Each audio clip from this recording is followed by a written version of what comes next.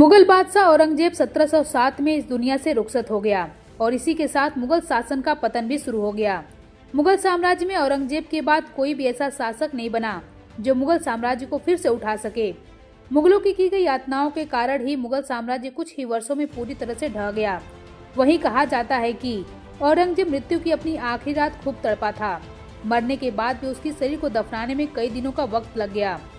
वहीं अब सिनेमा घर में विकी कौशल और अक्षय खन्ना के उम्दा अभिनय से सजी धजी फिल्म छावा ने मुगल कालीन जुल्म की दास्तां की चर्चा छेड़ दी।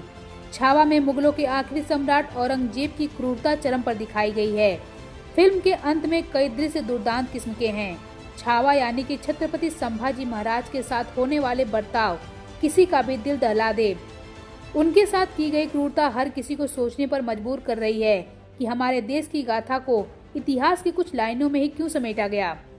औरंगजेब छावा की उंगलियों से नाखून, आंखें और जीभ तक निकलवा देता है। औरंगजेब को इस बात का मलाल है कि अकेला छावा कैसे उसकी विशाल सशस्त्र सेना से लड़ता रहा। यहाँ तक कि तमाम यातनाओं के बावजूद छावा ने हार नहीं मानी और अंत में औरंगजेब ने 11 मार्च सन 1689 को छावा की हत्या करवा दी। लेकिन स्वराज के लिए उसकी सूरवीरता का कायल भी हो गया। अफसोस करता रहा, आखिर उसका बेटा छावा की तरह ताकतवर क्यों पैदा नहीं हुआ।